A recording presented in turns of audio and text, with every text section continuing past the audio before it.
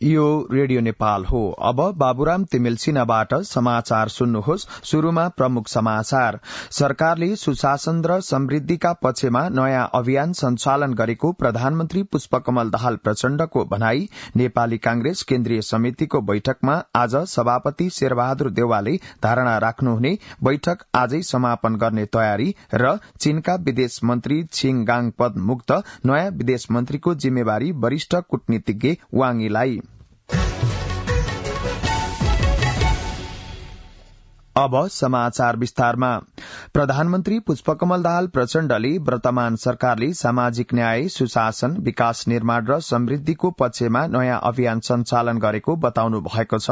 गैर आवासीय संघ इटलीद्वारा प्रधानमन्त्रीको स्वागत तथा सम्मानमा हिजो इटलीको रोममा आयोजित कार्यक्रममा प्रधानमन्त्री प्रचण्डले भ्रष्टाचार र व्यथितिका विरूद्धमा सरकारले कड़ा कदम चालेको बताउनुभयो। प्रधानमन्त्री प्रचण्डले वर्तमान सरकार गठन भए लगत्तै व्यथितिको नियन्त्रण, सेवा प्रवाहमा सहजीकरण र नागरिकको जीवन स्तरमा आमूल परिवर्तन ल्याउने उद्देश्यका साथ महत्वपूर्ण कामको थालनी भएको बताउनुभयो। जनताले लामो समयदेखि शास्ति बेहोर्दै आएको राहदानी तथा सवारी चालक अनुमति पत्र प्राप्तिमा सहजीकरण गरिएको जानकारी दिँदै प्रधानमन्त्री प्रचण्डले अर्थतन्त्रमा देखिएको डरलाग्दो अवस्थालाई लयमा ल्याइएको बताउनुभयो।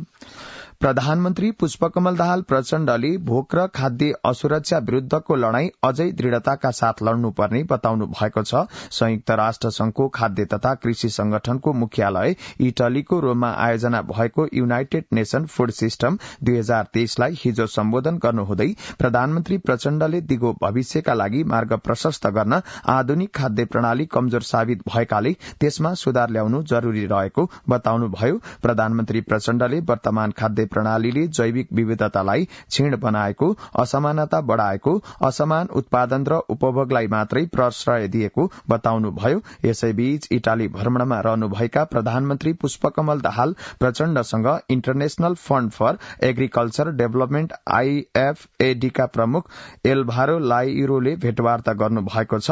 भेटवार्तामा उहाँहरू बीच IFAD र नेपाल बीचको सम्बन्ध, IFAD द्वारा नेपालमा सञ्चालित विभिन्न परियोजनाको समीक्षा भएको थियो।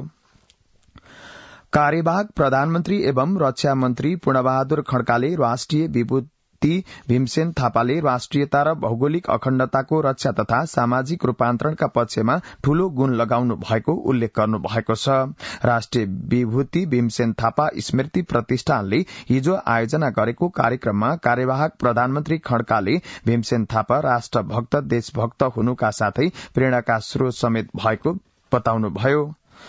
उपप्रधान तथा गृहमन्त्री नारायण काजी श्रेष्ठले अपराधमा संलग्न सबैलाई कानूनी दायरामा ल्याएरै छोडिने बताउनु भएको छ। प्रेस सेन्टर नेपाल गोर्खाद्वारा हिजो आयोजित पत्रकार सम्मेलनमा उपप्रधानमन्त्री श्रेष्ठले अपराधका घटनामा कमी ल्याउन प्रहरीले गम्भीर अनुसन्धान गरिरहेको बताउनुभयो। उपप्रधानमन्त्री श्रेष्ठले त्रिभुवन अन्तर्राष्ट्रिय विमानस्थलबाट पछिल्लो पटक भएको सुन तस्करीको घटनामा प्रहरीले गहिरो ढंगबाट अनुसन्धान गरिरहेको उल्लेख गर्नुभयो। नेकपा एमालेका अध्यक्ष केपी शर्मा ओलीसँग चिनिया कम्युनिष्ट पार्टीका नेता युएन च्याचिनले भेटवार्ता गर्नुभएको छ। चिनिया कम्युनिष्ट पार्टी CCP का पोलिट ब्यूरो सदस्य युआनले हिजो एमाले पार्टी कार्यालय च्यासलमा अध्यक्ष ओलीसँग भेट गर्नुभएको र भेटमा दुई देशका नागरिक र सरकार बीचको सम्बन्ध कसरी प्रगाढ बनाउने भन्ने विषयमा कुराकानी भएको छ। त्यस अवसरमा अध्यक्ष ओलीले नेपालको विकासमा चीनको सहयोग महत्वपूर्ण रहँदै आएको र आगामी दिनमा पनि सहयोग निरन्तर रहने विश्वास व्यक्त गर्नुभयो। नेपाली कांग्रेस केन्द्रीय समितिको आजको बैठकमा सभापति शेरबहादुर देउवाले धारणा राख्नुहुने भएको छ। बैठकमा उपसभापति, महामन्त्री, सहमहामन्त्री र केन्द्रीय सदस्यहरूले विभिन्न 10 वटा एजेण्डाहरूमाथि धारणा राखिसक्नु भएको छ। गत साउन 2 गतेदेखि जारी बैठकमा आज सभापति देउवाले आफ्नो धारणा राखेपछि आजै बैठक समापन गर्ने तयारी रहेको नेपाली कांग्रेसले जनाएको छ। निर्वाचन आयोगले निर्वाचन खर्चको विवरण सार्वजनिक नगर्ने उम्मेद्वारलाई जनही 15,000 जरिमाना गर्ने भएको छ। तोकिएको समयभित्र निर्वाचन खर्चको विवरण सार्वजनिक नगर्ने 2,435 जना उम्मेद्वारलाई निर्वाचन कसुर तथा सजाय ऐन 2073 को दफा 31 को उपदफा 4 बमोजिम 15,000 का दरले जरिवाना गर्ने निर्णय गरिएको आयोगले जनाएको छ। कोशी प्रदेश सरकार गठन विरूद्ध परेको रिट निवेदनमाथि आज पनि सुनवाई हुने भएको छ। न्यायाधीशहरू ईश्वर प्रसाद खतिवड़ा, डाक्टर आनन्द मोहन भट्टराई र तिल प्रसाद श्रेष्ठको पूर्ण इजलासमा रिट निवेदनमाथि हिजो दुवै पक्षको बहस नसकिएपछि आजका लागि हेर्दैमा राखिएको छ। इजलासमा हिजो रिट निवेदन पक्षका कानून व्यवसायीको बहस सकिएपछि प्रतिवादी तर्फका कानून व्यवसायीले हिजो बहस शुरू गरे पनि नसकिएकाले हेर्दैमा राखिएको सर्वोच्च अदालतका प्रवक्ता विमल पौडेलले जानकारी दिनुभयो। सर्वोच्च अदालतका न्यायाधीश द्वय सुषमा लता माथेमा र तिलप्रसाद श्रेष्ठको संयुक्त इजलासले रिट निवेदन पूर्ण इजलासमा पठाउन आदेश दिएपछि रिट निवेदनमाथि सुनवाईका लागि न्यायाधीशहरू ईश्वर प्रसाद खतिवड़ा, डाक्टर आनन्द मोहन भट्टराई र तिलप्रसाद श्रेष्ठ सहितको पूर्ण इजलास गठन गरिएको हो। वीर अस्पतालले नयाँ सर्जिकल भवनमा 3 शय्या थप गरेर सुविधासहित विशिष्ट उपचार कक्ष सञ्चालनमा ल्याएको छ। अस्पतालका निर्देशक डाक्टर सन्तोष पौडेलले विशिष्ट उपचार कक्षमा आवश्यक उपकरण सहित अतिथि सत्कार कक्ष, आगन्तुक प्रतीक्षालय सहितको सुविधा रहेको जानकारी दिनुभयो।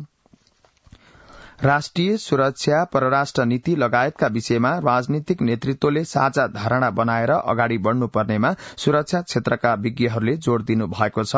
राष्ट्रिय सभा, राष्ट्रिय सरोकार तथा समन्वय समितिले राष्ट्रिय सुरक्षा नीति, मापदण्ड, सुरक्षा निकायबीचको समन्वय लगायतका विषयमा गरेको छलफलमा विज्ञहरूले राष्ट्रिय सुरक्षा नीति बनाउँदा आन्तरिक र बाह्य चुनौतीहरूलाई ध्यान दिएर गहन अध्ययन गर्नुपर्नेमा जोड़ दिनुभयो।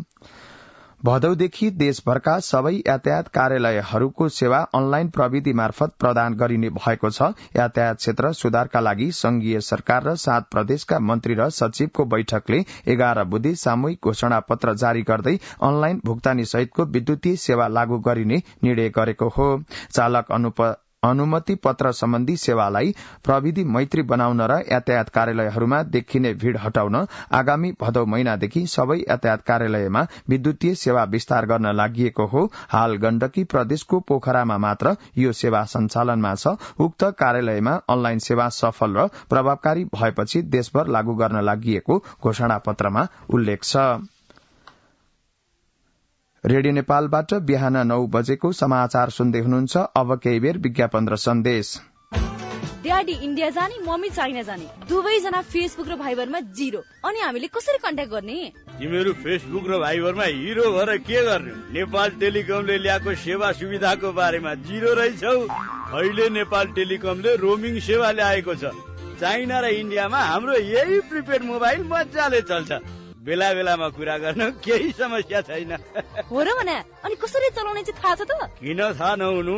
यो सेवा एक्टिभेट गर्नलाई *1415 *7 र # डायल गर्नुपर्छ र उतैबाट रिचार्ज गर्न पनि मिल्छ। तिमीहरूलाई पनि अरू कुरा थाहा पाउन मन छ भने नेपाल टेलिकमको मोबाइल एप्स अथवा वेबसाइट हेरे हुन्छ।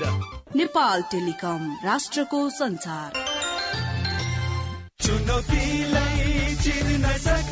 रेडियो नेपाल अब मोबाइल एपमा पनि। रेडियो नेपालबाट प्रसारण भएका सबै कार्यक्रम, समाचार, गीत संगीत, नाटक, विभिन्न समयमा विशिष्ट व्यक्तित्वहरूले दिनुभएको सन्देश लगायत ऐतिहासिक श्रव्य सामग्री radio Nepal mobile app download गरी तपाईँको सुविधा अनुसार एन्ड्रोइड र एप्पल जुनसुकै मोबाइलमा पनि सुन्न सक्नुहुन्छ।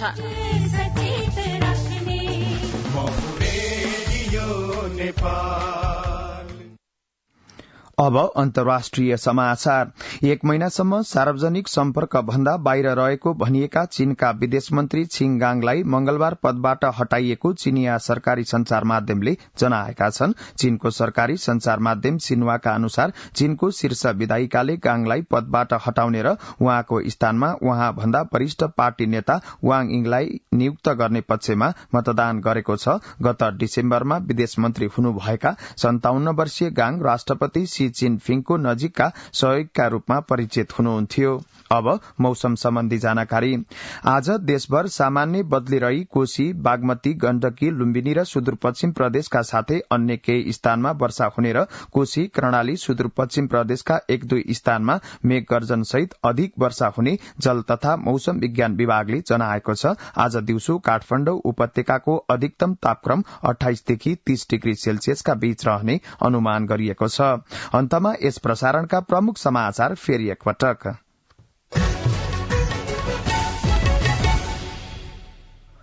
सरकारले सुशासन र समृद्धिका पक्षमा नयाँ अभियान सञ्चालन गरेको प्रधानमन्त्री पुष्पकमल दाहाल प्रचण्डको भनाई। नेपाली कांग्रेस केन्द्रीय समितिको बैठकमा आज सभापति शेरबहादुर देउवाले धारणा राख्नुहुने, बैठक आजै समापन गर्ने तयारी र चीनका विदेश मन्त्री छिङगाङ पद मुक्त, नयाँ विदेश मन्त्रीको जिम्मेवारी वरिष्ठ कूटनीतिज्ञ वाङ यीलाई। रेडियो नेपालबाट बिहान 9 बजेको समाचार सकियो। यसपछि नेपाल भाषामा समाचार सुन्न सक्नुहुनेछ। हवस् त, नमस्कार।